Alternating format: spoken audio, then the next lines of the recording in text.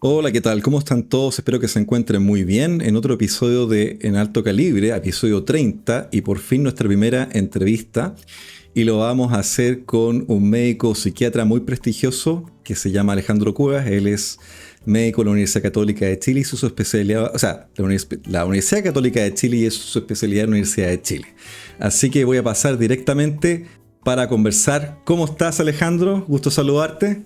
Hola Oscar, el gusto es mío en saludarte y gracias por la invitación a tu programa. Muchas gracias a ti, es un honor tenerte. He tenido muy buena referencia de parte tuya y justamente el tema que nos trae hoy día es primero hablar de tu carrera, pero también concentrarnos en un tema que es bastante interesante que tiene que ver con la neurodivergencia. Pero para quebrar un poco el hielo, me gustaría preguntarte rápidamente quién es Alejandro Cuevas, en una frase, cómo se define y básicamente háblanos del ser humano, de ti como persona.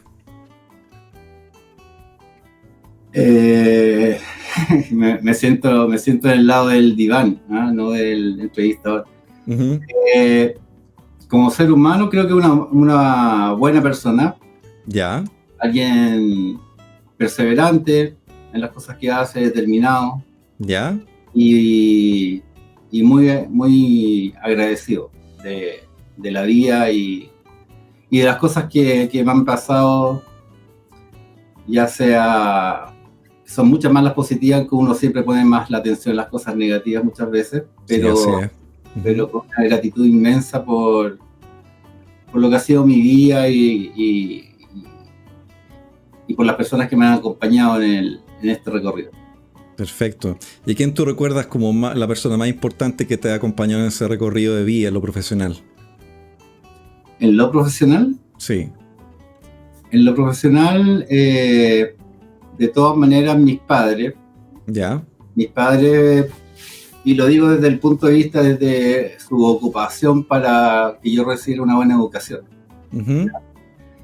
del esfuerzo que hicieron y del apoyo que siempre he tenido de ellos, y que después resultó entonces en que pudiese transformarme en un profesional en uno de mis roles en esta vida.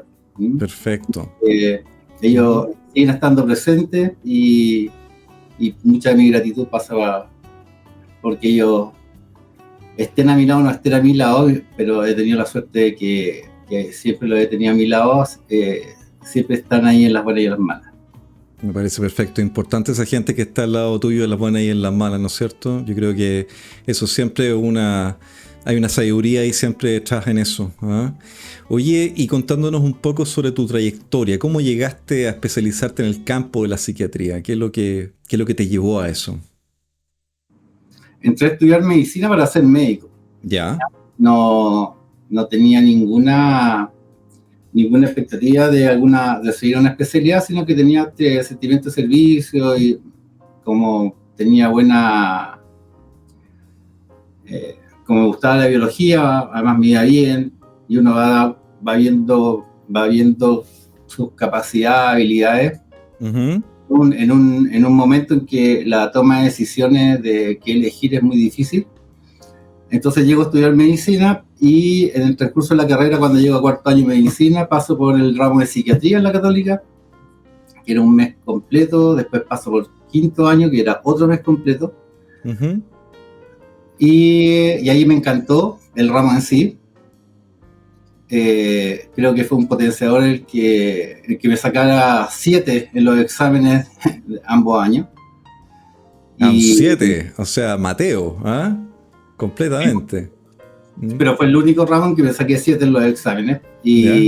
Y después, cuando uno pasa a los dos últimos años de la carrera, sexto y séptimo año, uno siempre es como guiado y recibe los comentarios de tus tutores, de los médicos, y entonces te van también dando su opinión acerca de en qué te ven, qué cualidades tienes, cosas que Ujú. uno se desconoce.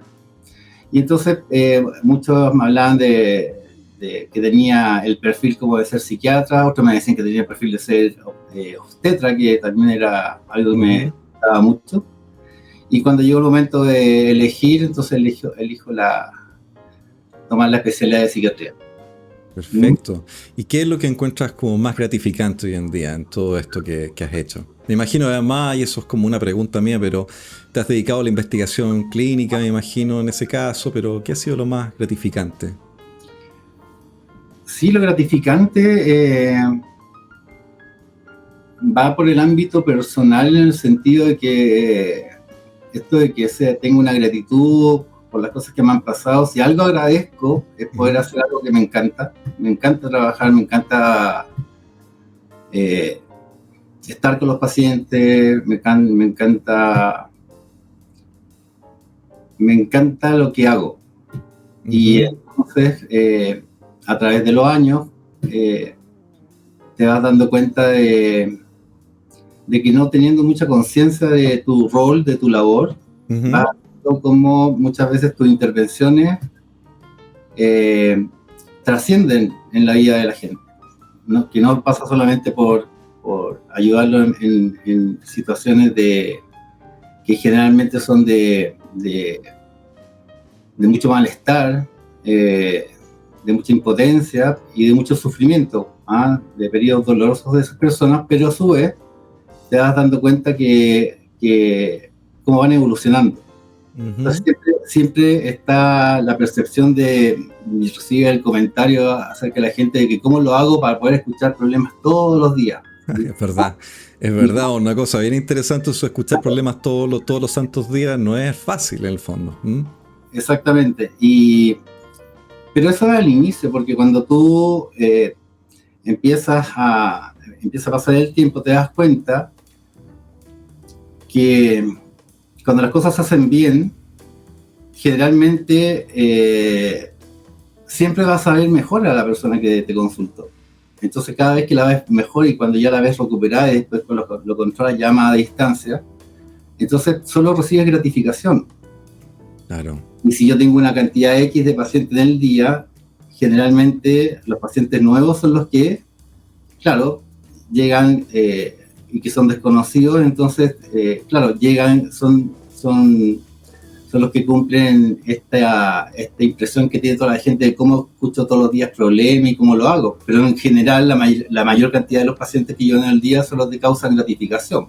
Vas viendo su mejoría, cómo avanzan en la vida, cómo retoman su vida, y entonces, en un porcentaje, por así decirlo, el 20%, te causa como... tu atención va entonces a ocuparte de ello en sí y por así decirlo, de la parte negativa del día, y todo el otro porcentaje del día son puras gratificaciones. Fantástico, fantástico. Oye, y algo me contaste tú de que habías sido director de clínicas en el fondo por un tiempo. ¿Fue una labor que tomaste, que te llegó en el fondo? ¿Te gusta la parte directiva o no es lo tuyo en el fondo? ¿Cómo te sientes con eso? No es lo mío. Tocó al inicio de la práctica clínica, hacía turno en una clínica, que fue donde empecé a hacer consultas cuando estaba terminando mi especialidad. Y entonces me quedé haciendo consultas y luego, y después ahí el psiquiatra, el colega, me ofrece la dirección de una clínica dado que yo pasaba harto tiempo ahí. Y después también trabajé en un centro de atención psiquiátrica privado, donde los directores eran mis ex profesores de la Católica, que luego salieron de ahí y formaron a este centro, entonces me conocían, y ahí entonces también me asignaron de director de una clínica que estaba asociada a este centro para los pacientes que estaban más graves, y ese fue como el por qué llegué a ser director de estas clínicas. O sea, me llegó porque tenía que cumplirlo y todo eso, una labor que era como bien entretenida porque también tenía que aplicar otros roles, pero en realidad administrar y dirigir me sacaba un poquito más de la parte clínica, que es la que me encanta. Te entiendo. Y en esa parte de clínica, Alejandro, ¿cuál piensas tú que ha sido, o sientes tú que ha sido el mayor logro profesional que tú has tenido, en el fondo? Porque una cosa es la gratificación que uno puede sentir, pero que tú consideres que ha sido el mayor logro profesional tuyo. ¿Lo puedes recordar?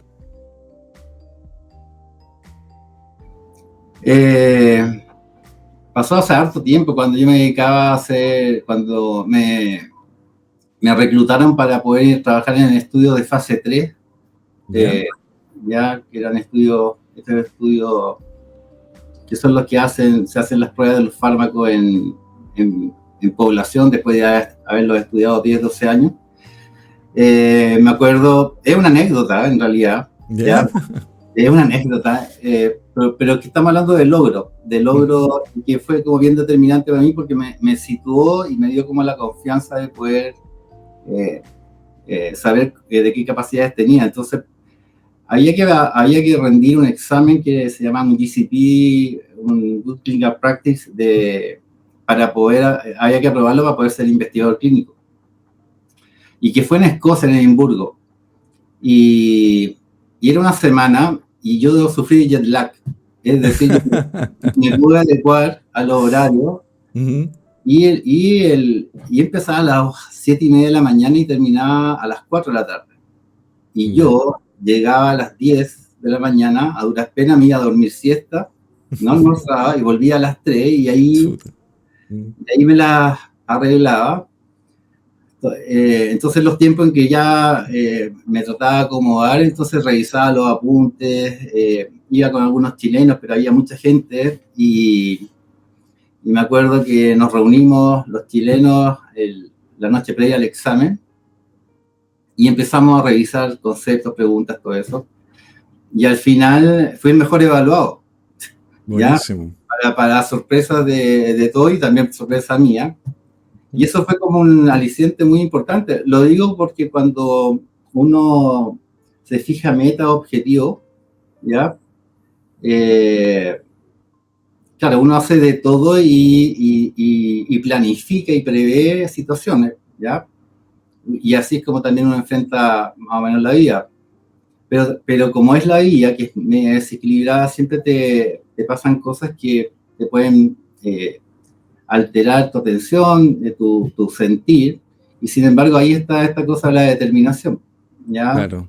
Y, y aún así, entonces eso fue como un aliciente. Ahora, mayores logros, claro, uno puede hablar de, lo, de las metas que he podido lograr, por ejemplo, siendo director, o Ujú. de lugares que he trabajado en varios, eh, pero en realidad igual predomina más el logro de ver los resultados en mis pacientes, las personas, y cómo pasan a ser pasa a ser alguien importante en la vida de ellos y ellos pasan a ser importantes en la vida de uno también. Entonces, yo creo Claro. que de todas maneras es como hacer la diferencia. Entonces ese gran logro, ¿ya? Ujú. Eh, y ahora me acuerdo porque me acuerdo que derribó una serie de miedos, porque en realidad era como jovencito, si llevaba 2 años de práctica, ya, y Tenía entonces unos 25, 26, 27 más o menos.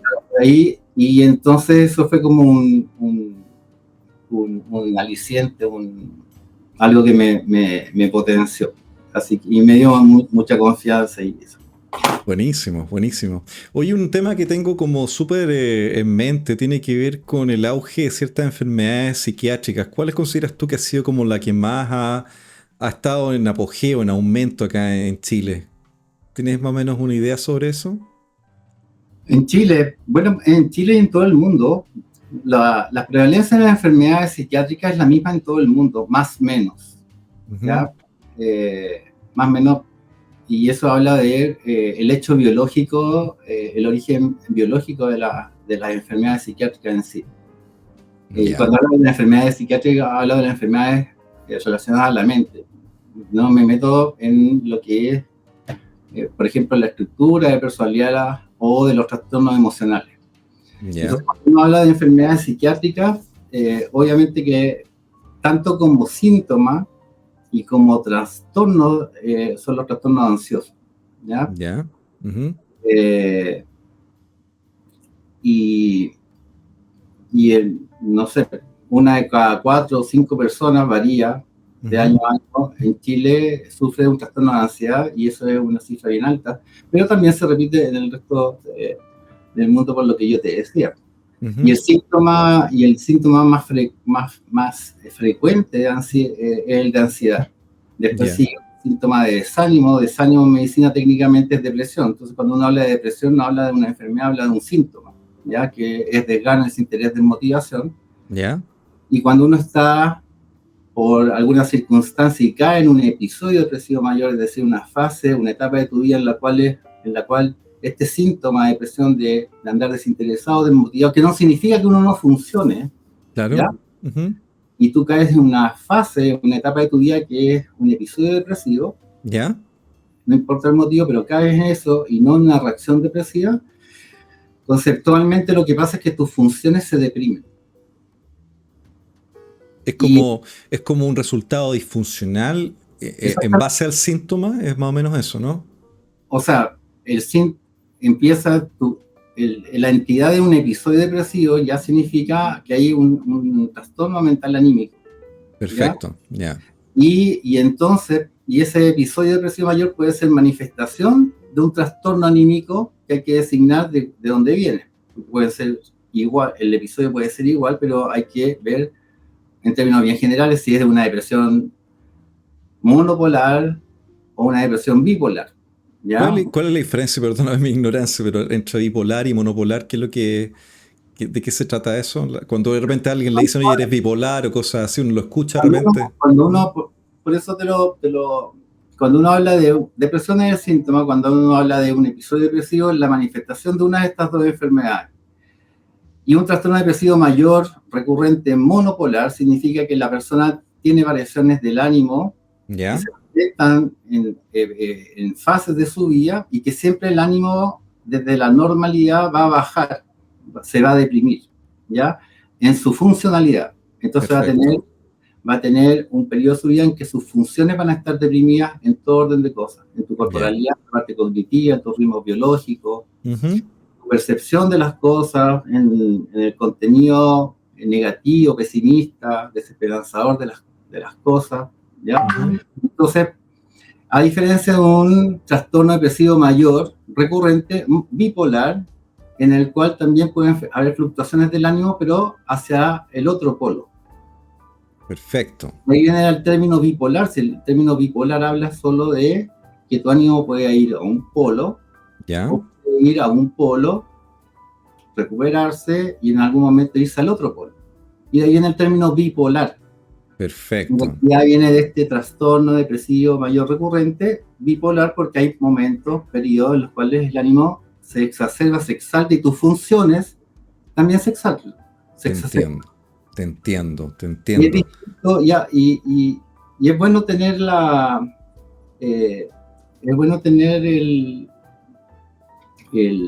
hacer la diferenciación, porque cuando uno habla de una persona depresiva, habla de una persona que puede andar triste, con pena, llorando, a problemas, y no, esa es una reacción emocional que es muy distinta a que tengas una función deprimida. Entonces yo puedo estar muy deprimido, no estar mal emocionalmente. Muy frecuentemente hay una asociación, pero una cosa no implica la otra. Perfecto. O sea, no es algo que sea como tan... ¿Y cómo, y estas preguntas quizás son un poco capciosas, pero ¿cómo tú lo detectas? ¿Cómo tú puedes darte cuenta? ¿Cómo viene esa habilidad, Alejandro, de poder detectar ese tipo de cosas? La entrevista clínica es fundamental, y es fundamental ser ordenado, ¿ya? Y en cierto sentido ser metódico en ir cubriendo distintos aspectos en cuanto a lo que uno quiere llegar a lograr durante la entrevista. Entonces tú te tienes que focalizar primero en esto depende mucho también de cómo está el paciente. Entonces tú tienes que tener la habilidad de poder diferenciar y no puedes seguir un patrón, ¿ya? Y tienes la libertad de poder salirte dependiendo del paciente, pero en realidad tienes que ver si tiene una enfermedad psiquiátrica o no. Después te vas a la estructura de personalidad, que son 3, y de ahí qué tipo de personalidad tiene el paciente que te consulta y si esa personalidad está enferma o no, es distinto. Perfecto. Y después ves la parte médica, no psiquiátrica, ¿ya? Porque tienes que evaluar al paciente en su totalidad y entonces es muy importante saber su condición médica en general y porque hay enfermedades médicas que se pueden manifestar a través de síntomas psiquiátricos y tú te puedes confundir, ¿ya? Entonces puedes tener sintomatología que es del área psiquiátrica, pero que no es por un trastorno mental, sino que es por una enfermedad médica. Luego ves los factores agudos y crónicos que pueden estar incidiendo en la condición o en el estado del paciente que te consulte y lo otro que tienes que evaluar es el grado de funcionamiento de la persona que está consultando, ¿ya? Esto se evalúa por una escala y todo eso. Entonces, en términos generales, cuando tú ves a alguien, ves a una persona en sí, y ahí ves a la persona en sí, tienes que saber diferenciar, entonces, cómo está estructurado, qué tipo de personalidad tiene, si tiene una enfermedad o no. Esta persona que ya sabes cómo es, tiene su emocionalidad, y su emocionalidad está determinada por los eventos del día a día. Hay un estímulo y tú reaccionas emocionalmente a este estímulo, o lo haces recordar de algo que si es significativo va a hacer que aflore una emoción. Entonces va a haber su aspecto emocional también. Y otra cosa, que esta persona que tiene su forma de ser, que tiene su emocionalidad, puede generar traumas, cosas, ¿ya? Traumas emocionales. Esta persona se puede enfermar de algún órgano, de los huesos, del corazón, del pulmones, de la piel, de las mamas, del útero, de la mente. Y del órgano mente aparecen los trastornos ansiosos, anímicos, psicóticos, alimentarios, dependencia, impulso, etc. Wow. Cuando dale, por favor. Sí, cuando tú te armas ya tienes ese perfil, y esto trato de ser bien educativo con los pacientes. De lo primero que me aseguro es, así como lo estoy haciendo contigo, es el mismo idioma. Sí, es verdad, claramente. Porque si pregunto a alguien, ¿y cómo ha estado su ánimo? En general nadie sabe lo que es ánimo. Sí, su respuesta es, no, si ando contento, doctor, no, es que ando triste, ando con pena. No, le estoy preguntando por el ánimo, entonces le defino ánimo. Así como te lo definí, yo te ganas, te de motivación. Claro. ¿Entiendes? Claro, perfecto. Entonces, parte de los errores diagnósticos pasan porque yo pregunto muy bien y la persona me responde muy bien. Y resulta que no me está respondiendo lo que le estoy preguntando. Claro, toda la razón. Entonces tenemos que tener una nomenclatura, un lenguaje en común, ¿ya? Y cuando tú solo aclaras estas cosas, las personas empiezan a detectar qué les pasa. Claro. Y se es mucho más fácil entender, por ejemplo, en qué va a terminar a lo mejor su tratamiento. Es muy, yo lo hago así en la parte clínica, entonces muchas veces ya cuando ya tienes este esquema, ya van a entender que los fármacos se usan para los trastornos, para las enfermedades, que donde hay neurotransmisores, biología, químicos, y no se usa porque sea más grave, porque así funciona el tratamiento, ¿ya? Y eso es lo que el método científico te demostró. Y también entonces pueden entender que los fármacos no sirven para las emociones, porque no hay medicamentos para la rabia, la ira, la pena, la tristeza, que ojalá hubiesen, porque nos ahorraríamos mucho trabajo.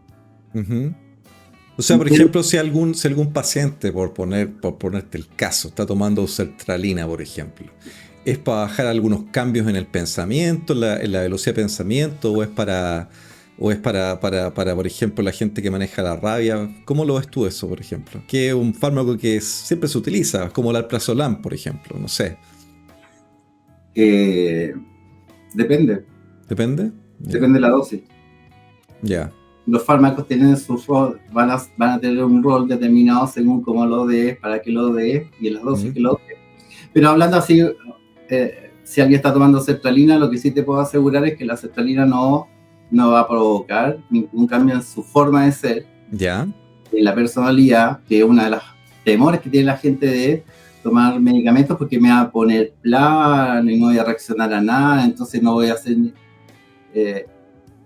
no, como que si viene un tsunami no me voy a asustar, y como que si viene Claro.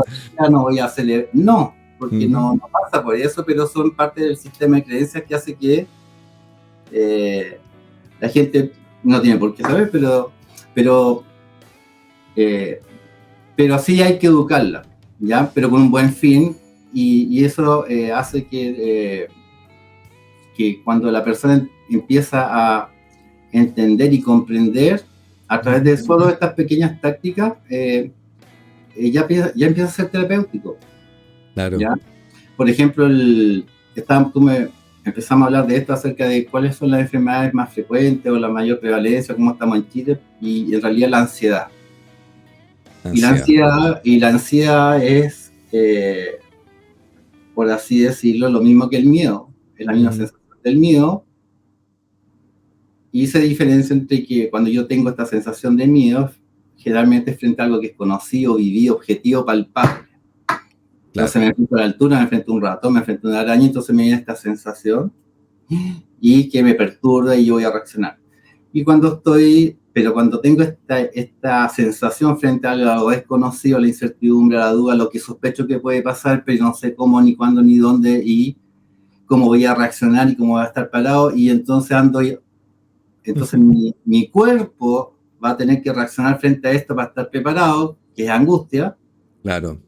Entonces, cuando tú empiezas a educar al paciente y empiezas a entender la terminología, le estás haciendo conocido lo desconocido, que es la mejor forma de tratar la ansiedad. Claro, ¿Se entiende? totalmente, totalmente, totalmente. Oye, me imagino que hay muchas cosas que uno puede preguntarte porque hay muchísima seguridad y experiencia, sobre todo ahí, Alejandro. Pero mira, quiero llevar un poco la conversación a lo que tiene que ver con esto nuevo que ha salido hoy en día, que tiene que ver con este término que es neurodivergencia. Es como algo que he empezado a escuchar este último tiempo. De hecho, hay personas conocidas mías que les han dicho, oye, tú eres neurodivergente, o lo han, no sé si diagnosticado con el término neurodivergente. ¿Tú me podrías explicar un poco qué se trata, cuál es el término, de dónde viene esto de neurodivergente? Yo de repente, hasta yo he pensado que soy neurodivergente de alguna manera, ¿te fijáis? Pero prefiero la opinión del experto acá. ¿Ah?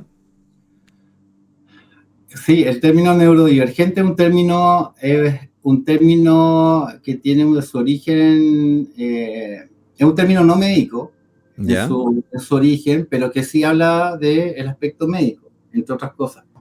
Y por así decirlo, este término aparece de un término anterior, que es la neurodiversidad. ¿Ya? ¿Ya? La neurodiversidad habla de que, aunque todos tenemos un patrón en común, ¿ya? Todos tenemos y somos individualidades de un uno, entonces todos tenemos diferencias, ¿Ya? ¿ya? Y así como nosotros tenemos todos huellas distintas, tonos de voz distintos, tenemos el iris de nuestro ojo es distinto, entonces el término neurodiversidad habla de que todos tenemos un cerebro, ya que es distinto, aunque siguen un patrón en común, tenemos un cerebro distinto, y tenemos conexiones interneuronales distintas, ¿ya? Y de ahí viene entonces en que todos tenemos una diversidad de cerebros, aunque tienen un patrón en común, Ujú, ¿ya? ujú, Y de esta neurodiversidad entonces ujú. aparece, que compone esta neurodiversidad. Entonces compone un desarrollo cerebral normal o típico, ¿Ya? y un desarrollo neuronal o del cerebro que es atípico. ¿Ya? Y la Ujú, definición la va a dar la norma. ¿ya? Y nos metemos en un problema, porque Ujú, ahí nos metemos en lo que es el promedio. ujú.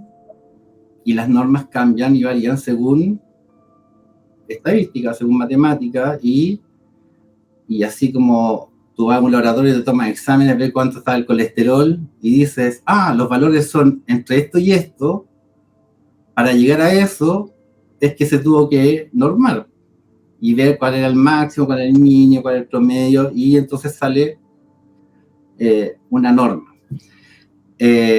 Entonces,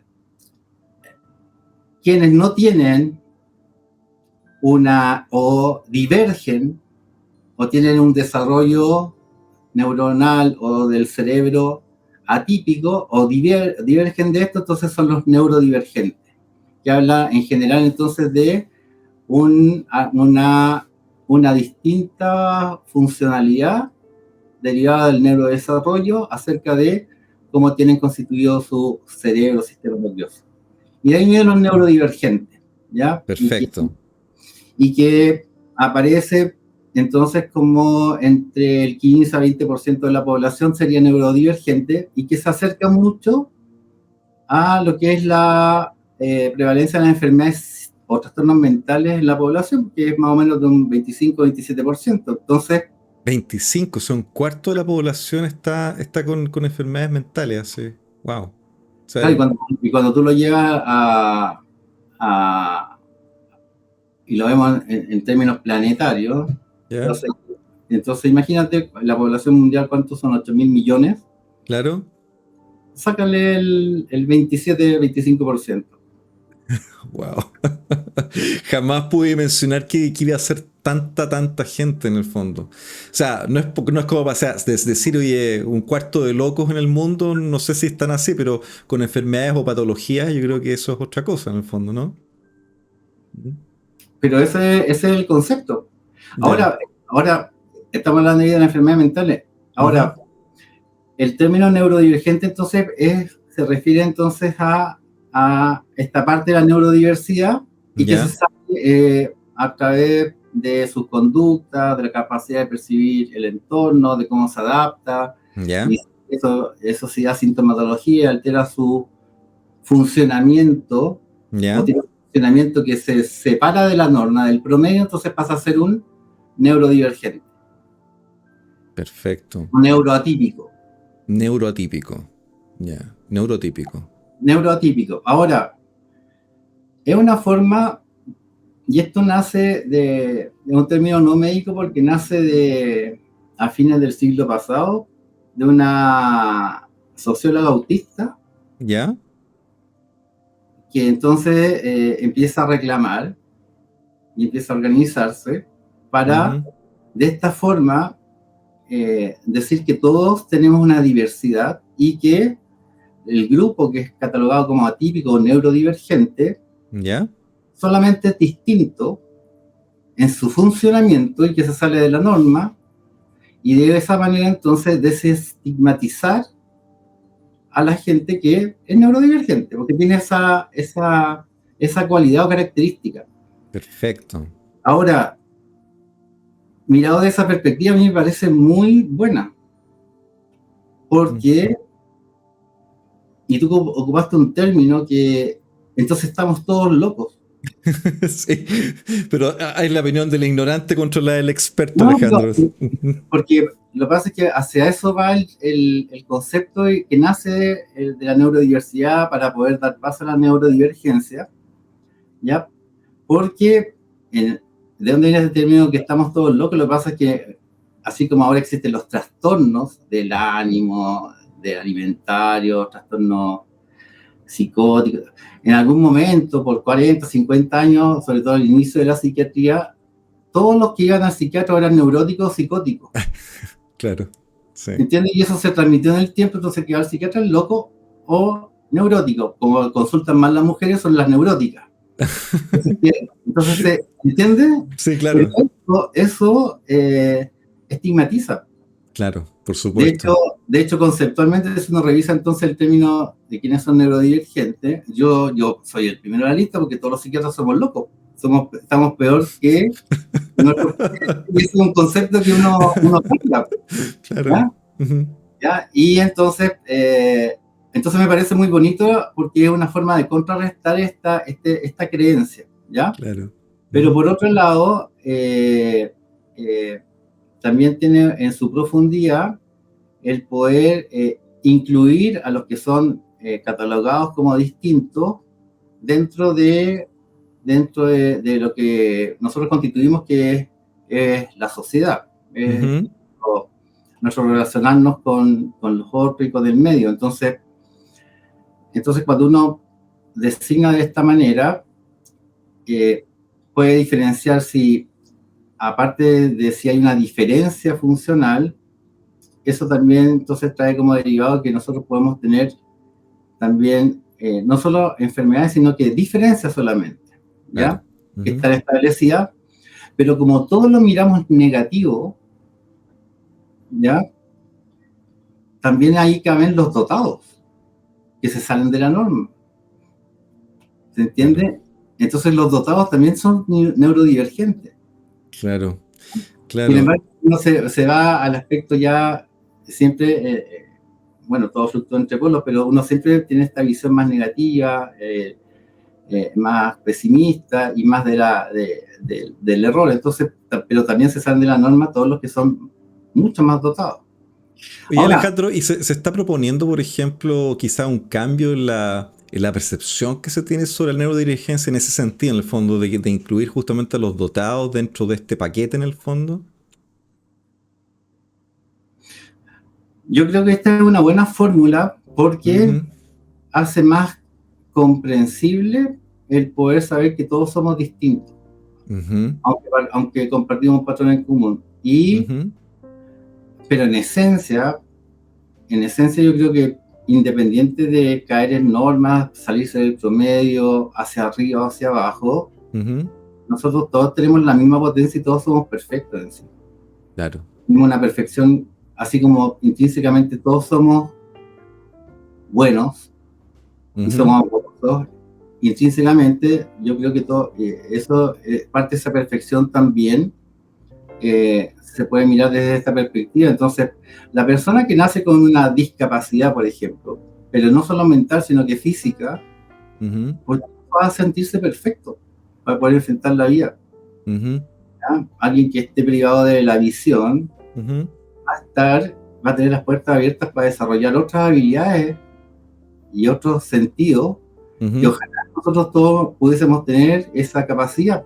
La tenemos, pero vamos a estar privados de poder tenerlas tan potentes como alguien, por ejemplo, privado de visión, y que va a tener seguramente una visión interna que es mucho más importante que la visión externa. Tenía un punto súper importante, Alejandro. Mira, hice unos programas anteriores en que estaba hablando de la diferencia entre el síndrome de Dunning-Kruger y también lo que es el síndrome del impostor. ¿Tú conoces lo que es o no? ¿O lo has escuchado quizás en alguna parte? No, enséñame. No, básicamente, mira, el síndrome de Dunning-Kruger es cuando tú, por ejemplo, y se han hecho investigaciones de personas que son bastante limitadas en el sentido de coeficiente intelectual o quizás limitadas en su capacidad de inteligencia, y haciéndoles pruebas se autoperciben como si fueran verdaderos genios en el fondo. Es como el tonto que habla estupideces, por ejemplo, y que cree que lo que está diciendo es fantástico cuando son estupideces que no tienen sentido. Y las personas que, por ejemplo, tienden a ser muy inteligentes o muy capaces o tienen una alta capacidad, tienden a experimentar lo contrario, un sentido de humildad, de que saben mucho, pero no tienden a expresarlo, a decir, sabes que yo sé mucho o soy mejor que tú. Tienden a justamente ser un poco más humilde, que el síndrome un poco del impostor. El síndrome del impostor es como, oye, logré todo esto, formé una empresa gigantesca, pero capaz que haya sido por suerte nomás, no fue por mi genialidad o no fue porque yo tenía la capacidad. Es un poco eso, ¿no? A lo que trato de apuntar en el fondo. ¿Mm? Sí, sí. Eh, sí, está bueno. Sí. Está bueno. Son términos que se han acuñado así con el tiempo y de repente uno investiga porque uno ve de repente personas que tienen una arrogancia tremenda como para definir de que saben algo, que inventaron la rueda más o menos y tú dices, no, pero si esto ya existía, esta cuestión no es nada nuevo lo que me estás comentando, ¿te fijas? Y Mm. otras personas que tienen mucha capacidad en el fondo y tienden a ser más humildes, un poco más solapadas, a decir, sí, mira, soy bueno, pero nunca tanto. Es como uno trata de ser un poquito más sobrio en ese sentido, no sé. ¿Mm? Bueno, pero es lo mismo que, por ejemplo, se da en la gente que es millonaria en sí, en cuanto a tener una gran afluencia económica Claro. y que en general se diferencia en que no hacen ningún esfuerzo para que el resto lo sepa, y si lo sabe, ya hace un tremendo esfuerzo para que vean que no hay ninguna diferencia aparte de esa, por ejemplo, con el resto. Así que y ahí coincido con la parte de la humildad. Sí, Así ¿no? que, sí, aquel, claro, tienes razón se puede homologar a lo que es Sí. sabe mucho por acumulación de información y no por la experiencia que ha tenido en el recorrido de la vida que lo diferencia en lo que es ir haciéndose más sabio.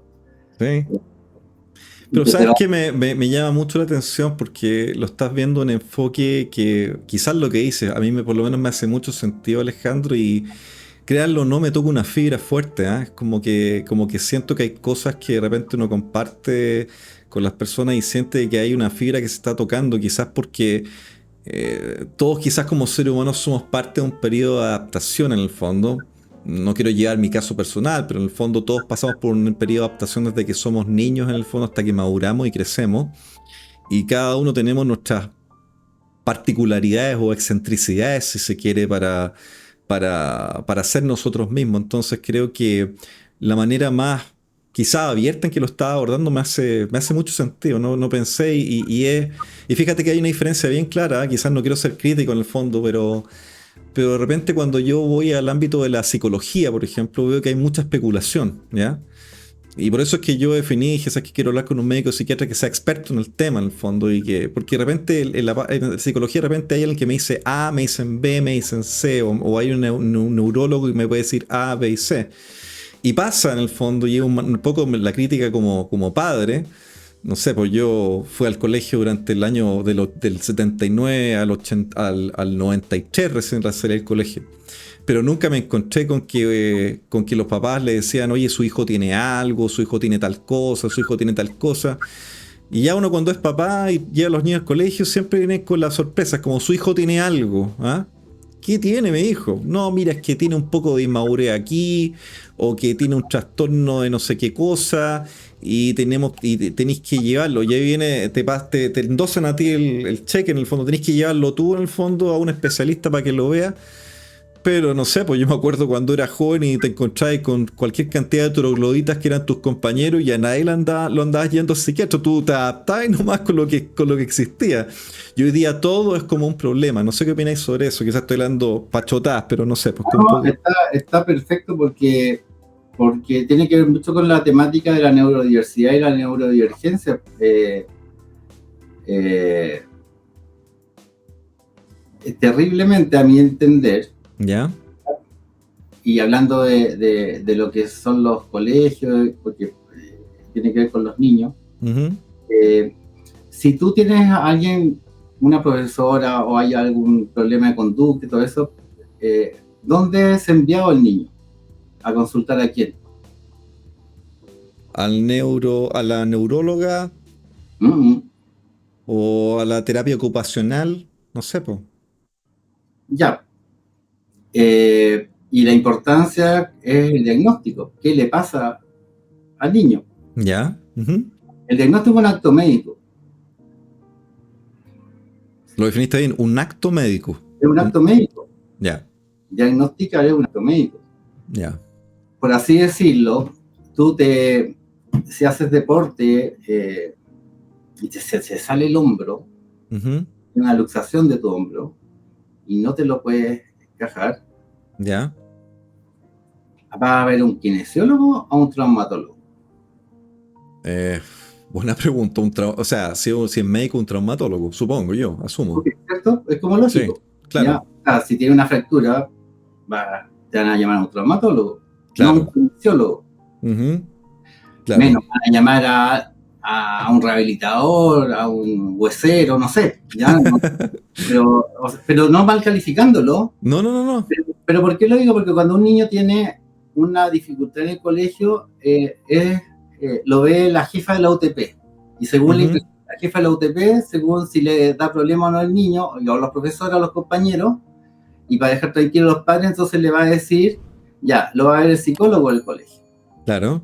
Y si el psicólogo del colegio no basta, que generalmente no basta, porque tiene otro rol en el colegio, no, Ujú, no en terapia, pero hagamos que no basta, entonces lo va a mandar ya al neurólogo. ya. Resulta que el neurólogo ve lesiones de los nervios, Ujú, no enfermedades de la mente. Claro. Entonces, cuando en todo este recorrido pasa tiempo, que es vital para poder designar qué le pasa al niño. Yo no estoy desmereciendo lo otro, estoy diciendo que No, claro, si no es la idea. lo básico entonces es diferenciar si tiene una discapacidad, tiene un trastorno, es una variación normal de una conducta. Niños que tienen, no sé, porque si tienen 5 años y son súper rebeldes y se ponen a todo y se desafían a todo, eso es parte normal de desarrollo, para diferenciarse los padres, Claro. pero si es muy disruptivo, entonces a lo mejor es mal catalogado y estigmatizado. O si es muy tímido y muy callado y todavía no se relaciona mucho, entonces, capaz que sea atea. ¿Entiendes? Claro. Y lo digo ¿por qué? Porque cuando tú recibes una calificación y que implica esta situación de salud, quedas marcado. Claro, sí. Y si tú quedas marcado, ya, entonces no es raro que cuando tú vayas, por ejemplo, a otro médico, el otro médico se fije entonces lo que trae. Entonces va a depender de si pone harto énfasis en diferenciar si es o de seguir el tratamiento. Entonces esto es básico. Si tú no sabes bien qué hay, entonces no sabes bien qué propuesta de tratamiento va a seguir, y ahí tú pierdes tiempo, pierdes posibilidad de acción, de cambio, de freno, o literalmente de descartar una patología. ¿Entiendes? Claro, por supuesto. Y Claro que entonces, sí. entonces tiene mucho que ver entonces con lo tuyo. Entonces hay muchas cosas que son adaptativas, ¿ya? Muchas cosas que cada uno tiene su velocidad, ¿ya? Claro. Y cuando tú pones solo un poquito de conocimiento, ahora yo me muevo en esta área, pero por ejemplo, a mi hijo mayor, que hace 2 días cumplió 27 años, y ahora es odontólogo, él lo mandaron al fonoaudiólogo. ¿Ya? Y aunque cuando yo fui con la madre y fuimos a la entrevista y se dieron cuenta que su fonoaudiología era que tenían razón, no hablaba, pero hablaba mejor que yo, ¿ya? Entonces, aunque se dieron cuenta que tenía esa transmisión mía, entonces tuvo que seguir un tratamiento fonoaudiológico. 1 año. Y el año siguiente nos citan de nuevo y dicen que no, que todavía no es suficiente y que tiene que... Y entonces ahí a la profesora le dije, está bien, pero usted sabe que el 50% de los tratamientos fonoaudiológicos tienen buen éxito y los otros 50% no. Porque entonces él no se sale de la norma. Me estáis diciendo de que el 50% tiene éxito y el 49%, o sea, Sí, más o menos es bueno, un carosello entonces, más o menos, ¿ah? entonces si tiene respuesta es muy bueno y qué bueno que fue y recibió tratamiento, pero hay Claro. un grupo que no. Ya. ¿Entiendes? Y ahí qué hago. Y entonces Claro. se entiende, entonces hay muchos supuestos, hay muchas creencias por las cuales uno se rige, están tan incorporadas Ya. que uno que uno las toma como verdad absoluta. Claro. Hay verdad absoluta, pues todos son verdades relativas. Claro. Entonces no. Y entonces tiene que sentido con lo que tú dices. Todo. Ahora hay un auge de los TEA, Sí. autistas, y de hecho ya no son del espectro autista. Y ahora, y seguramente dentro de poco va a aparecer la nueva derivado de esto de la neurodivergencia, van a ser trastornos del espectro, van a ser condiciones del espectro autista. Ya. ¿Ya? O sea, la neurodivergencia está incluida, un poco para los que nos están escuchando, está incluida dentro del espectro autista, la neurodivergencia, ¿no? O sea, a mi entender, ¿Ya? esto es un comentario y una observación mía. ¿Ya? O sea, si tú me vas a elegir entre ser neurotípico o neurodivergente, yo prefiero ser neurodivergente, pues neurotípico. Claro. ¿Entiendes? Claro, Lo que pasa totalmente. es que como cualquier cosa en la vida, todo que todo tiene que ser, tiene que tender a la unificación, ¿ya? Ujú. No son el que yo sea muy buena onda, es lo mismo que sea muy mala onda. Claro. Ujú. Entonces aquí pasa lo mismo, entonces no significa que yo quiera estar, por así decirlo, enfermo, Ya. pero tampoco, o sea, yo no sé si sería el mismo si es que fuera del promedio, Claro. ¿ya? Claro. ¿Entiendes? Entonces, esto es lo mismo que, y tiene que ver con hacia dónde va dirigido con los neurodivergentes, o tratarlo de esa manera. Aquí la cosa está en, si a alguien se le califica de esa manera, entonces, ¿qué hacemos con esa persona? ¿Ya? Y como somos seres físicos, sociales, psicológicos y espirituales, y entonces una parte de esta es que tenemos que ser seres sociales, entonces si vemos que hay alguien que tiene una condición, una deficiencia, una carencia o una votación sobre esto, lo tenemos que de todas maneras incorporar a la sociedad, pues no lo tenemos que desplazar ni esconder. Y la mejor manera entonces es buscar la fórmula para poder potenciar todas las otras cualidades que puedan tener los que son calificados de esa manera. Perfecto. En el rol, entonces si yo tengo un trastorno de déficit atencional y que una de las características que yo puedo mantener por hiperatención y me puedo focalizar en algo y no moverme de ahí, que es una característica de los déficits atencionales entre comillas, porque al final tú puedes tener un déficit atencional porque tenés una muy baja atención o tenés mucha atención. O sea, por lo menos a mí me pasa que cuando, que, por ejemplo, yo no sé, o sea, puedo ser muy multifacético, puedo tener muchas capacidades o puedo, por ejemplo, hacer muchas cosas al mismo tiempo, pero tiendo a tener foco, por ejemplo, en una sola cosa específica, ¿te fijas? Y ahí viene de repente que puedo ser un poquito obsesivo, por ejemplo, con lo técnico. Me gusta que lo técnico funcione bien, ¿te fijas? Y eso desde chico, ¿eh? Es como algo... Bueno, entonces a mí me dicen que me tienen que someter a una cirugía que dura muchas horas, y donde el cirujano tiene que mantener el foco y además tiene que tener 12 horas, 10 horas, 8 horas. Entonces además tiene que tener energía. Claro, Tiene claro. que estar focalizado y tiene que estar interesado. Entonces pues, tú me decías entre un cirujano neurodivergente y dentro de esa neurodivergencia que tenga un déficit atencional, o sea, en vez de un típico, yo prefiero al otro. Ah, perfecto, claro. ¿Entiendes?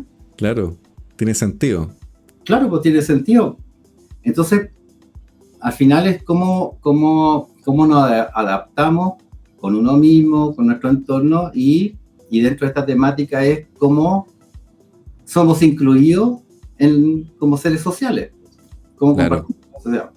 ¿Ya? Totalmente, totalmente. Y ahí te iba a preguntar un poco, porque mencionaste algo que es súper importante, mencionaste la energía.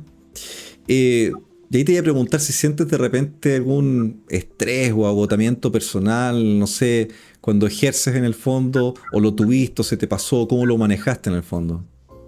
Eh, Yo sé que la pregunta es quizá un poco quisquillosa, no, un poco incisiva, no sé. no es que quillosa. Tiene que ver con los años. Ujú. Porque uno empieza a carecer de energía y de movilidad en todo orden de cosas, de funcionalidad. Entonces, obviamente que, independiente que a mí me encante trabajar y atender, y yo trabajo harto, me canso más. Claro. Sin embargo, ¿Ya? yo podré hacerlo bien, lo podré hacer no tan bien, pero si tengo una cualidad que yo me fui dando cuenta en el transcurso de los años, es que me di cuenta que cuando yo enfrento a un paciente, no me invade algo que le invade a muchos colegas, psiquiatras y no psiquiatras, en cuanto a tener esta angustia, esta incertidumbre de saber qué tiene el paciente. Y tú sabes que me he dado cuenta que es más común de lo que uno cree. O sea, que los psiquiatras tengan angustia por tratar de apurarse y de saber o diagnosticar al paciente. ¿A eso te refieres, no? Ah, de no saber. Ya. De no llegar a saber. Ya. Entonces cuando ligo eso con lo que tú me preguntas, porque en realidad, como a mí como descubrí que yo no tenía esa, ese factor que me interfería, Ujú. y también entonces está ligado mucho a este como encanto de trabajar, me agoto menos, ¿entiendes? Porque estar con este estado de tensión, esta cosa de sabré o no sabré, descubriré o no descubriré, y que en qué redunda eso, en que no voy a hacer una prueba terapéutica. Yo conociéndote ahora, fíjate, porque no había conversado contigo así como personalmente y espero que tengamos la posibilidad de tomarnos un café los dos, quizás en persona. Pero algo que yo valoro en el fondo es tu tranquilidad para poder conversar. O sea, siento que no hay un apuro en el fondo y justamente un poco el estilo mío que me gustan las conversaciones de estar tranquilo y no apurar las conversaciones y creo que tú vas en ese mismo lado, en el fondo, que estás siendo analítico. Es mi percepción, aquí yo estoy súper equivocado, pero está siendo analítico y al mismo tiempo tiene esa capacidad de escucha, ¿ya? Y de ir hilando, de ir tomando ideas básicas y descomponiéndolas rápidamente en distintas ramas. En el fondo, eso es súper, súper bueno. Es muy agradable, o sea, te lo quiero decir. En el fondo. ¿Mm? Eh, sí, o sea, acepto muchos comentarios. Me acuerdo que yo estaba trabajando en el CEDIUC, en la Católica, como ¿Ya? secretaria.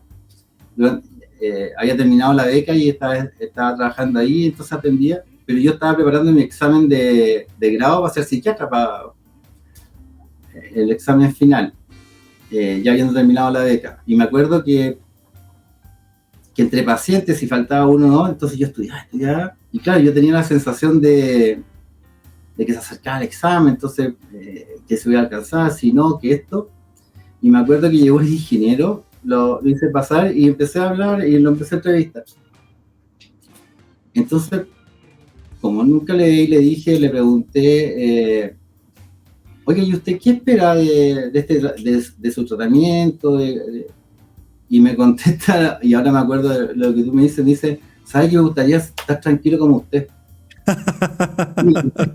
Entonces me dice eso y él no sabía que yo por adentro estaba como con esta, casi como, pero tiene sentido con eso. Ahora, no es que uno lo esconda, No, no, no, no. no pasa por eso, ya.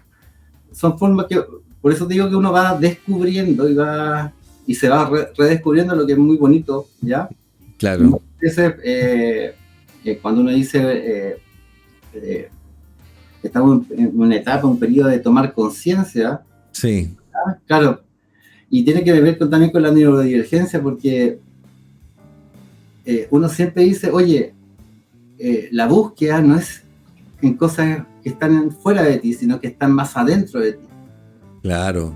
Que Totalmente. toda respuesta está. ¿Y cuál es la cualidad de los autistas, por ejemplo? Que son ensimismados. Lo que pasa es que carecen de poder comunicarlo. Perfecto. ¿Entiendes? Y ahí tiene una tremenda potencia que todos buscamos, pero sin embargo, como calificamos, Ujú. es enfermo. Está mal. No digo que, yo no estoy diciendo que no, porque al final lo que al final hay que ver de qué manera el problema que tú tienes te causa un malestar, una Claro. impotencia, una discapacidad para funcionar y todo eso. Pero imagínate, lo que uno busca es a lo mejor eso, estar totalmente y tener la capacidad además de estar atento al entorno, obviamente. Claro, por Eh, supuesto. y entonces ahí viene una frase de mi suegro que le gusta mucho a mi señora, ¿ya? Entonces que todo depende de el cristal con que se miran las cosas al final. Claro, totalmente. Es como la percepción de qué punto de vista lo estás mirando en el fondo. ¿Mm? Exactamente, entonces el término este de la neurodivergencia, de la tipicidad, también va a pasar mucho por dónde naciste o qué rol Claro, tú tienes. totalmente. Todo nace de la percepción del entorno, de cómo te adapta a eso, y entonces alguien que, por ejemplo, acá yo, según mis roles, yo me voy a adaptar a mi entorno. Si yo me voy, por ejemplo, al Parque Yellowstone, Ya. y me voy y me consigo que los guardabosques, estos que del oso yogi, me hagan un paseo por el Parque Yellowstone. Si se cae un árbol, lo más factible es que yo no lo escuche. Y lo más factible es que todos los guardabosques sí lo escuchen. Sí. Porque ese no es mi entorno, y porque ellos, en su proceso de adaptación al bosque, por ejemplo, van a tener una capacidad distinta a la mía de adaptarse a eso, porque es importante para ellos. Claro. ¿Se entiende? Claro, totalmente. Entonces, yo, que a lo mejor acá soy súper neurotípico y soy súper normal y soy el ejemplo de la normalidad, resulta que allá paso a ser un neurodivergente porque tengo una discapacidad para poder adaptarme a ese entorno. Como lo planteas me hace completo sentido, Alejandro. En serio que me hace completo sentido. Te lo cuento porque yo viví en Estados Unidos 2 años de mi vida. Estuve estudiando y trabajando, y sí, considero, por ejemplo, de que la vida quizás era más complicada en Chile, en el fondo, quizás como país, en el fondo. Habían cosas que generaban complejidades solas. Es como que, y es una opinión personal esta, pero es como que la gente de repente, o las personas, tienden a complicarse solas, o copiar los modelos de complejidad de otras personas y meterse problemas dentro de una mochila, cuando lo único que trata uno de hacer es básicamente sacarse pesos de la mochila para no sufrir. Es como la gente que tiene que generar dramas en el fondo porque tiene que haber un drama, ¿ya? Y yo de repente les converso, he conversado con mucha gente, he escuchado gente, le digo, mira, si tú quieres sufrir, vas a sufrir entonces. Si eso es lo que tú quieres, vas a sufrir. Si querés llorar, vas a llorar entonces, ¿ya? O sea, depende del punto de vista. Pero una cosa, por ejemplo, es claramente, o sea, tú podés decir, ok, estoy llorando, o este gallo es un llorón dentro de un contexto, pero si tú te cambiáis de planeta o te cambiáis de lugar, las cosas pueden ser muy distintas, po. ¿Mm? Exactamente. Y tú sabes que una de las grandes dificultades que hay muchas veces para la adherencia a tratamiento de los pacientes, por mucho que tú les expliques esto, lo otro y los ves, pero es muy común, es que de repente llega a su primer y segundo control. ¿Ya? Y como el síntoma de ansiedad o los trastornos son los más prevalentes, siempre va a estar presente. Claro. Y como las medidas, ya sea por la entrevista o con los fármacos, esos son los primeros síntomas que empiezan a pasar, entonces llega y entonces llegan raros porque están más lentos, porque ya no reaccionan a todo, porque ahora como que se quedan pegados y como que se sienten extraños, y resulta que uno los evalúa, ¿ya? Y están tranquilos. Y eso asusta. Es verdad. Entonces, sí. porque la explicación, ¿cuál es? Es que los remedios son sedantes. Es que me causa, si tú lo indicas bien y todo, no. Es que ando en la luna. Es que no soy yo. Es que y resulta que tú lo evalúas objetivamente y están tranquilos. Y eso asusta porque estamos siempre intranquilos, siempre estamos hiperalertas, siempre porque nos movemos. Y entonces eso se potencia porque además los que rodean a ese personaje, que más encima está yendo al psiquiatra, que más encima tiene comprimido, pastilla, porque el psiquiatra da pastilla, ¿ya? ¿Y sabes qué? También lo ven extraño, po. Claro, totalmente. Entonces, imagínate, y resulta que muchas veces pasa que caen en la norma, pero es anormal estar así. Claro. Totalmente. Entonces, esa visión de las cosas, el entendimiento y la comprensión de eso es súper importante y básica, y a lo mejor por eso, a lo mejor se me sale la neurodivergencia y por eso tomo acá. Pero está bien. Ya, está bien. Pero creo que la comprensión es mayor y más cercana. Por ejemplo. Sí. Y te has tomado el tiempo de componerlo súper bien, o sea, tomar cada punto en el fondo y una descripción detallada. Una de las grandes fórmulas de poder lograr colaborar, ayudar, tratar, guiar, apoyar, no sé, a los neurodivergentes es buscándole entonces lo que se le llama el nicho, que es su ambiente más propicio para poder desarrollarse e incluirse como seres sociales. Y a su vez, claro, ayudarlos en su dificultad que se sale de la norma. Claro. ¿Entiendes? Claro. Entonces, por ejemplo, mira, me acordé, dentro del currículum yo fui seleccionado chileno de básquetbol, entonces, y sigo jugando básquetbol, ¿ya? ¿Te gusta hasta el día de hoy? ¿Eh? ¿Sigues dándole al básquetbol? No, claro. Entonces, por ejemplo, en los equipos de básquetbol, entonces tenemos una norma, una determinada estatura. Claro. Pero todos necesitamos un neurodivergente en estatura. Para que tome los rebotes, ¿ah? Para que cubra más la zona, etcétera, ¿cierto? Claro. Pero si la norma, entonces le buscamos el mejor nicho, entonces lo vamos a poner a jugar debajo del aro, ya que esté más cerca, nos va a proteger, etcétera. Claro. Y los más enanitos, entonces son imposibles que jueguen básquetbol, y eso sí que está perdido, pues eso sí. Y sin embargo, Michael Jordan, que es, si no el mejor jugador de básquetbol del mundo, si de a alguien no lo gustaba enfrentar, era Tyrone Box, que medía 1,58 m, porque era tan chico, ¿ya?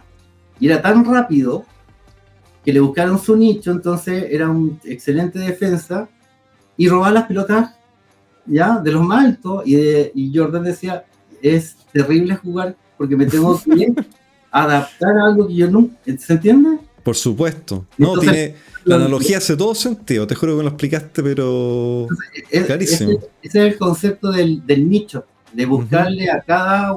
Y no incluye a todos. Cada uno tiene entonces que tener su nicho, por así decirlo, el ambiente más propicio para poder desarrollar todas tus potencias, y las que no, y las en donde tienes dificultades para poder a la par ya hacer un proceso, un trabajo para poder ir adaptándote, pero sin dejar de manifestar o lograr estas otras potencias que muchas veces son las que nadie ve.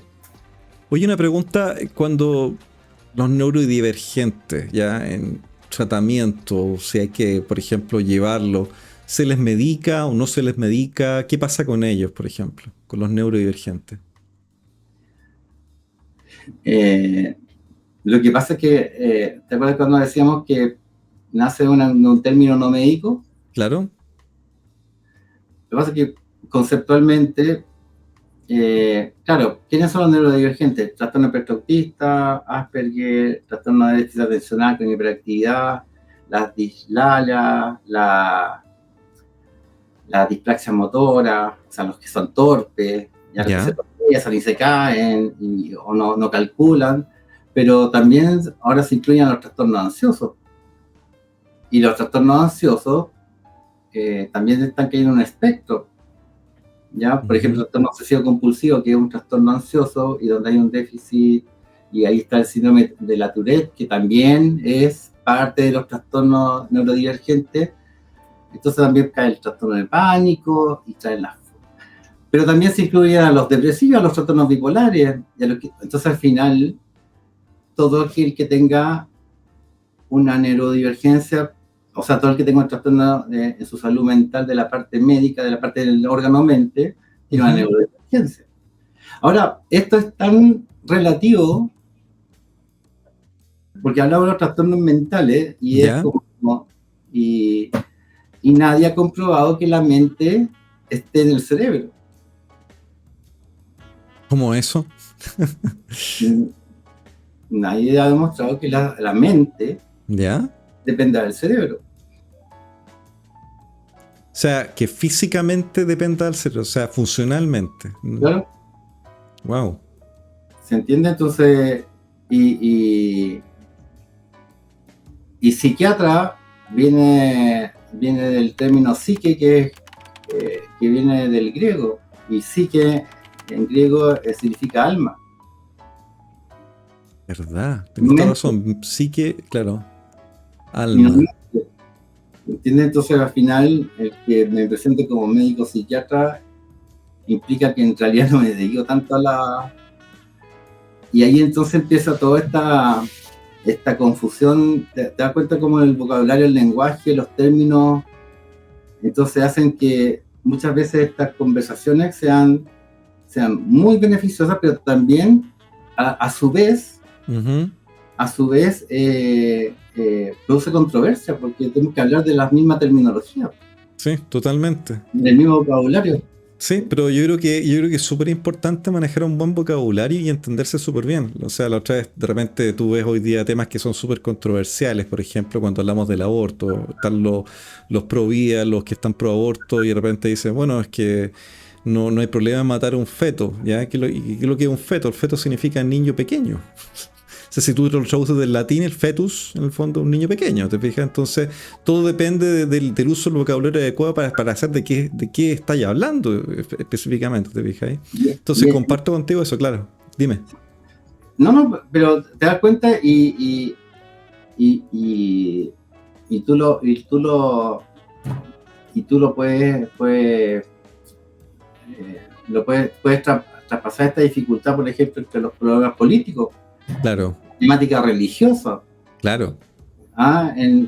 Entonces, yo no sé por qué hay tanto idioma. Es verdad. Creo que con el sánscrito, ya, y con el latín y ya, los griegos, ya, y claro. con eso creo que bastaría, no, porque hay una tremenda dificultad, una grande dificultad de saber comunicarse. ¿Ya? Totalmente. Comunicarse. Entonces, cuando no hablamos del mismo idioma, entonces se hace mucho más difícil. No. Es algo único, ¿eh? O sea, uno se imagina, por ejemplo, un planeta alienígena y encontrarías de que todos los alienígenas hablan el mismo idioma, ¿eh? O sea, nosotros como que asumimos eso en el fondo. Y nosotros somos los únicos que andamos como con no sé cuántos lenguajes distintos, incluido el esperanto incluso. O sea, ya. Y tú sabes que desde ciertas disciplinas, quienes son neurodivergentes y son catalogados dentro del trastorno del espectro autista son, así decir, como tienen un problema de comunicación, ¿ya? Sí. Se dice que es porque nosotros no estamos tan adaptados y calificados para poder comunicarnos con ellos. En realidad ellos están en un nivel superior al de nosotros en cuanto a comunicación, y tienen un estilo distinto en comunicación. Claro. Y entonces cuando tú ves películas de ciencia ficción o ves de ¿qué va a pasar en 30 años más, 50 años más? Claro, como que la raza tiende a no tener pelo, como que es de, por así decirlo, muy una característica de lo muy avanzado es que tú te comuniques telepáticamente y no a través de... Claro. Por eso casi no tienen músculos, porque quizás tecnológicamente son avanzados y no necesitan usar físicamente nada. Nosotros estábamos hechos para correr, para levantar cosas en el fondo. Exactamente, o sea, mucho más rudimentario. Entonces, cuando tú ves entonces a los niños autistas que están ensimismados, claro, pues, y se salen de la norma en cuanto al poder comunicarse con el entorno, este entorno, bueno, donde estamos viviendo nosotros, pero a lo mejor si estuviesen en un planeta mucho más avanzado, serían parte de la norma entonces yo sospecho que va por ahí la situación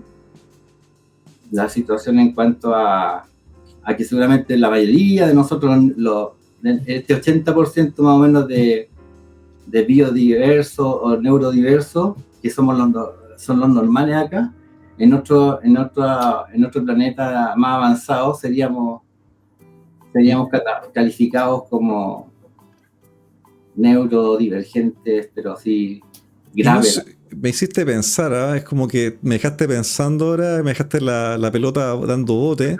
¿No será que estamos evolucionando mentalmente? ¿Qué opinas tú? Sí, pues. Estamos evolucionando, y por eso es que porque si tú te das cuenta hay cosas que no calzan. Porque estamos hablando de la biodiversidad, estamos hablando de la neurodiversidad, la neurodivergencia, tomando como base que nuestros cerebros son todos iguales pero distintos, ¿cierto? Ahora no hay no hay un modelo de cerebro que diga este es el cerebro normal en Claro. tamaño, sino que va a tener una variabilidad, pero los estudios muestran que más allá de la forma y del tamaño del cerebro, es cómo se conectan las vías nerviosas entre ellas, y de esa manera entonces es que aparecen estos trastornos funcionales. Por eso se habla de la diversidad, se refiere a la forma en sí, a la materia, Uh-huh. y las divergencias se refieren a la funcionalidad. Claro. Es distinto. Claro. Entonces, hasta ahí está todo perfecto porque se puede entender. Uh-huh. Pero desde que somos chiquititos hasta ahora, y tú también, y todo, siempre hemos sabido que nosotros funcionamos al 10%. Claro. Que Sí. Einstein parece que funcionaba con un 13, 14%, igual que Leonardo da Vinci, de su capacidad cerebral. Claro. Y entonces, ¿qué pasa con el resto, po? Claro. Mi mamá me decía lo mismo que tú, que estamos usando el 10% de nuestro cerebro, como que ha sido ya comprobado de alguna manera. Entonces nosotros estamos hablando de esta temática de la biodiversidad, correcto, y de la neurodivergencia, Uh-huh. pero estamos hablando de un pedacito de lo que, con lo cual funcionamos. Claro. Y el otro 85, 90%, entonces eso es para otro capítulo, programa, Claro. y ahí sí que dejamos una controversia mayor. Totalmente, ¿no? Y de todas maneras, oye, para ir cerrando un poco, porque no te quiero quitar tampoco más tiempo, que igual te voy a cansar con tanto, ya estoy trabajando todo el día además, atendiendo. Oye, ¿cómo te imagináis el futuro de la psiquiatría? ¿Cómo te lo imaginas tú? Y menciónanos si tenía algún proyecto futuro tuyo en el fondo que te esté llamando que te esté llamando a ti en el fondo. Cuéntanos un poco. En el futuro de la psiquiatría, Sí. yo soy más optimista ¿Ya? que negativista en cuanto a... Porque cuando uno habla del futuro de la psiquiatría y de la medicina y de muchas cosas, y sobre todo en esta época, a uno se le viene al tiro lo que es la inteligencia artificial. Claro. Claro, entonces, que no sé si será tan artificial o será tan inteligencia, pero al final, y sobre todo en mi área, el área médica, en donde síntomas significa tal cosa, síntomas tal cosa, entonces me va a decir, haga esto. Sí.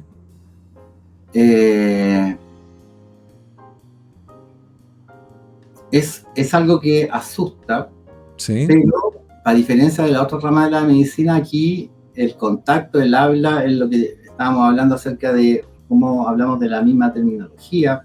Claro. Que si yo estoy desanimado no significa que esté triste. Claro.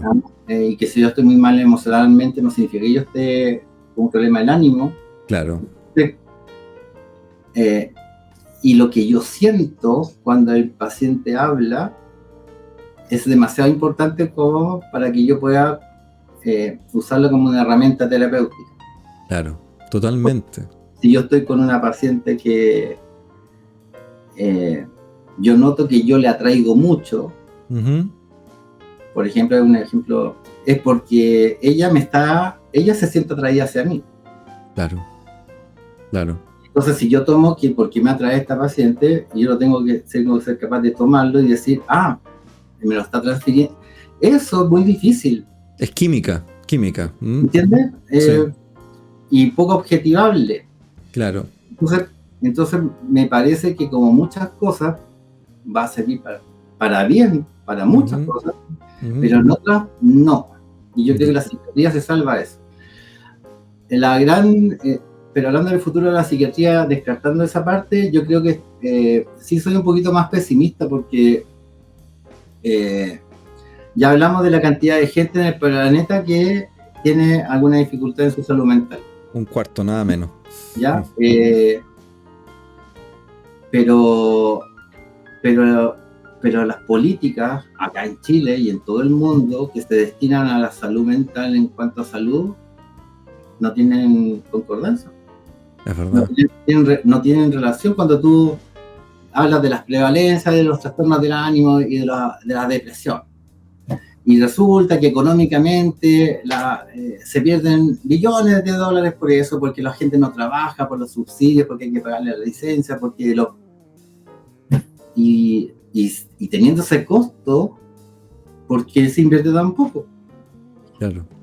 ¿Entiendes? Entonces, y eso no es aquí en Chile nomás, es en todo el mundo. Uh-huh. El problema de los diagnósticos, el problema de la buena formación de los psiquiatras. Claro. El problema de quién atiende a los pacientes, que es lo que hablamos de los niños.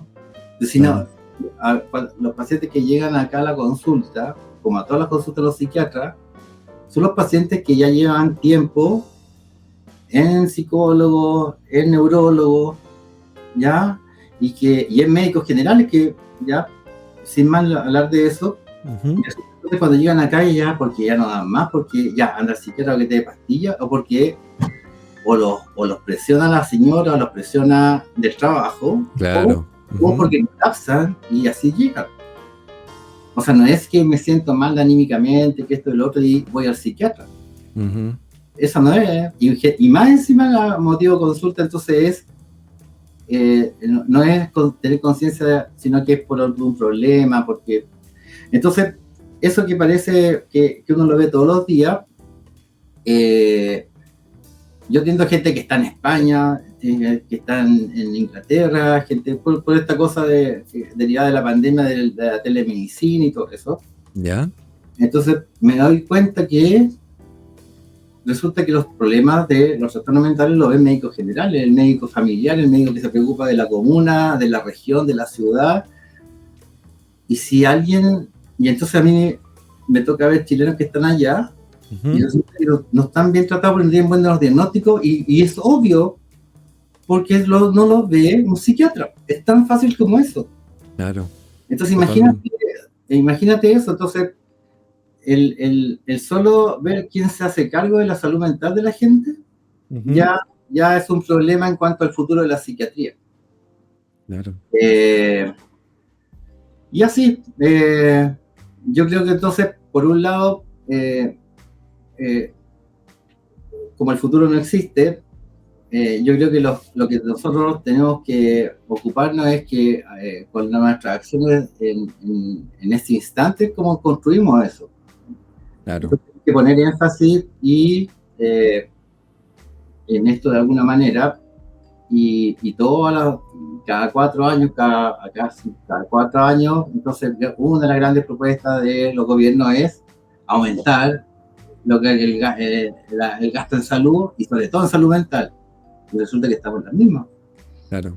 ¿Ya? ¿Entiendes? Entonces, y eso pasa, entonces yo creo que esa limitante que son las políticas que rigen a la salud a nivel mundial, son las que pueden distorsionar en cuanto a tener un futuro no muy prometedor de la psiquiatría, por todo esto que estamos hablando. Interesantísimo la visión y cómo lo ves.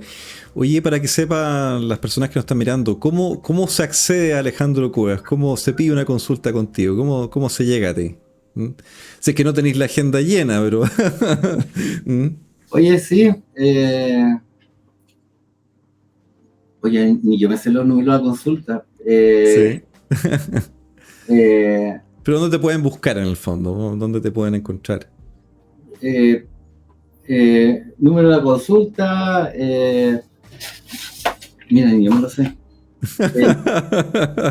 El 222-352154. Pero ¿sabes qué? Igual es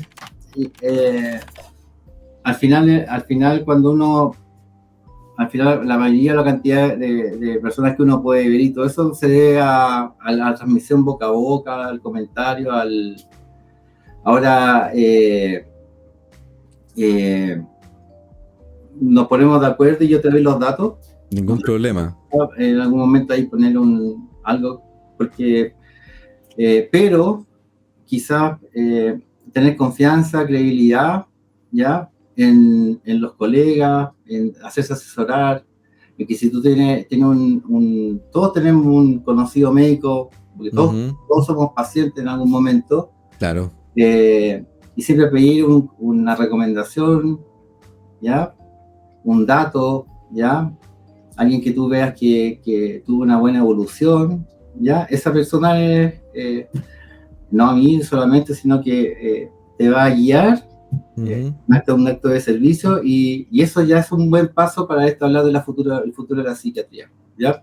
Buenísimo, El buenísimo. poder, al final uno va a sintonizar, encajar con determinados pacientes, ¿ya? Muchas veces yo no soy del perfil de muchos, ¿ya? Y soy mucho más cercano a otros, pero la idea es que se entienda que a lo mejor parte de los logros que podemos tener de esa conversación, que ha sido como muy entretenida, es que la gente se atreva y se orienta acerca de tan simple como, si tienes un problema de salud mental, anda al psiquiatra. Y el psiquiatra tiene que ser capaz de decir, esta es la mejor propuesta para poder ayudarte, y te va a mandar al terapeuta, al fonoaudiólogo, al psicólogo. Te va a decir, no es necesario fármaco, es mejor acá, ¿se entiende? Totalmente. Y esa cosa que es como tan obvia es lo que no pasa. Entonces, aprovechando mi neurodivergencia acerca de los datos de consulta, quizás ese mensaje sea más importante que para la gente, y que no tenga miedo a esto que asusta tanto, que es lo desconocido, ¿ya? Claro. Entonces es parte de uno de los estigmas que hay y acerca de la psiquiatría de la mente. De hecho, ya estamos hablando, y yo te digo, es que nadie ha comprobado que la mente depende del cerebro. Claro. Pero cuando tú solo das estos datos e informas, logramos esto de que quizás baje este miedo, y entonces la gente acceda más y se atreva más. Hay en países como en Estados Unidos, incluso acá al lado en Argentina, que decir voy al psiquiatra, voy a mi terapeuta, voy al psicólogo, te da un plus, te da un estatus, ¿ya? Porque te ocupas de ti, no solamente con hacer deporte ni nada, sino que te fortalece, entonces muy bien mirado. A diferencia Claro, tenéis toda la razón. Hay muchas cosas en el fondo que la gente como que tiende a minimizarla y no se ocupa de ella. Y yo te digo, como te comentaba, viviendo en Estados Unidos 12 años y se considera de otra manera esta cuestión. Hay gente que se hace cargo de temas como las habilidades blandas, se hace cargo, por ejemplo, o si no tiene un médico, un psicólogo, un coach en el fondo que lo ayude, que lo apoye en el fondo, que le haga seguimiento. Yo te comento porque soy coach, pero como un side job, es como un trabajo adicional a lo que yo hago. En el fondo no vivo del coaching, pero sí es lo que me encanta hacer y lo he hecho durante ya casi 18 años en el fondo, ¿te fijas? Entonces, pero no, tienes un punto importante. Lo que sí quiero destacar en el fondo de esta conversa, Alejandro, es que hay cosas que yo creo que la inteligencia artificial no puede reemplazar, que tiene que ver, uno, con el talento. Y estoy seguro que tú tienes ese talento y además la capacidad de leer a las personas, ¿ah? Me han comentado que tú tienes esa capacidad de leer a la gente, en el fondo, con mirarla. ¿Es así o no? ¿Mm? Mira, tendería a decir que sí, porque se repite y porque me lo han hecho ver. Y claro, hay muchas cosas que para mí eran como del trabajo, eran obvias. Ya. Y me he dado cuenta que no. ¿Ya? Y entonces sí parece que a veces uno ve cosas que no... que claro, sí, se puede fijar. Ahora tiene mucho que ver también con lo que hablamos de esta participación en los estudios clínicos. También tiene que ver con conocimiento y práctica. A ti te entrenan para entrevistar de una determinada manera, entonces síntomas, y al final en el entrenamiento te vuelven más fino también. Claro, Eso totalmente. y que tú no tienes conciencia, y eso después yo lo empecé a notar en la consulta, que estaba en la mañana en estos estudios súper estructurados, y claro, cuando atendía a alguien, de repente hacía preguntas clave porque ya sabía que si me contestaba no tenía esto y tenía esto. Entonces uno también tiene que ver con eso. Pero claro, ese comentario que te llegó no sé de dónde, sí, es como bien cierto. Sí. Sí, me llegó el comentario de que tienes mucha capacidad y el talento, y eso es irreemplazable. Oye, Alejandro, te quiero agradecer muchísimo por el tiempo, por compartir esta conversación que ha sido distendida, y obviamente voy a dejar tu número de contacto, lo voy a poner cuando ya haga la edición del programa, pero te agradezco mucho, mucho por el tiempo, y me encantaría invitarte en otro momento para quizás tomar otro tema que sea más distinto en el fondo, una vez que ya te conoce la gente que te puede estar mirando en el fondo. Y eso, agradecerte e invitarte nuevamente con los brazos abiertos. ¿Ah? Así que gracias por todo. No, muy feliz porque fue una conversa casi como que no quita que nos juntemos y nos conozcamos y nos tomemos un café juntos. Me encanta. Para mí el café es la mejor inversión que existe porque te permite conocer a mucha gente y eso es siempre valioso el cara a cara. Siempre lo valoro en el fondo. Exactamente.